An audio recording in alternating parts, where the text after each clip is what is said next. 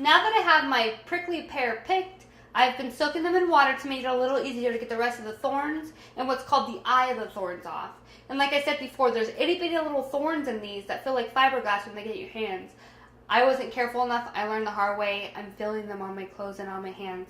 But what I'm going to do is take a vegetable scrubber and just kind of scrub the prickly pear.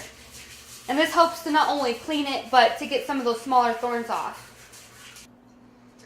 And then after we finished scrubbing off the prickly pears, we're going to go ahead and take our paring knife. And we're going to go ahead and cut out the eyes left inside the prickly pear. I have to be honest, this is the first time I've done this before. So I by no means am a professional. But I've been reading about it a lot and I've always wondered why people haven't done this before. I'm kind of starting to figure that out because it's a little bit more difficult than anticipated, but I'm sure the end result is going to be delicious. Before I start to prepare the cactus the rest of the way, I want to go ahead and get my beans ready because those are going to take a while to cook. So, first, I'm going to take a jalapeno and dice that up.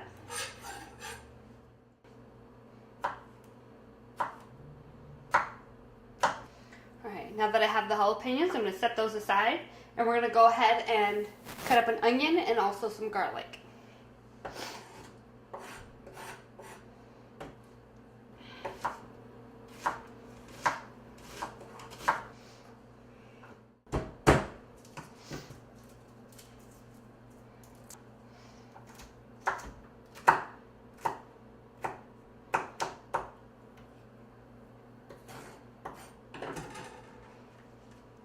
Now I'm going to go ahead and add everything that we've cut up into our beans. So this recipe also calls for bacon. So I'm going to go ahead and brown up a little bit of bacon. That helps to give the beans and everything a little bit more flavor. Okay? And my skillet's already kind of hot, so I'm going to go ahead and just start adding some pieces in.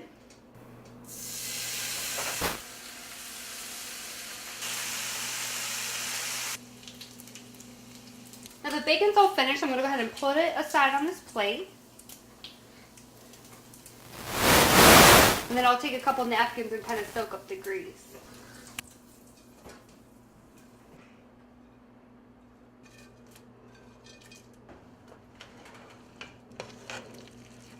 Now we're going to let this cook for about 3 hours until the beans soften. And right before they're about ready is when we're going to add the cactus. So the next step is to prepare the cactus for our beans. I did go ahead and finish cleaning and dicing up the cactus into small pieces and kind of rewashing to make sure I got all the thorns and stuff off. So now what we're going to do is we're going to add these to the saucepan. And we're going to go ahead and add some salt. And then we're going to go ahead and cover these with water.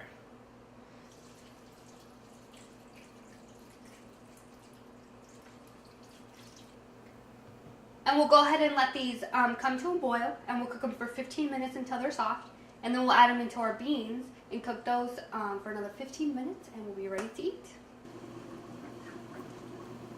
So our Nopales are all cooked, and I went ahead and drained the extra water that was left from boiling. I'm going to go ahead and add them to our beans.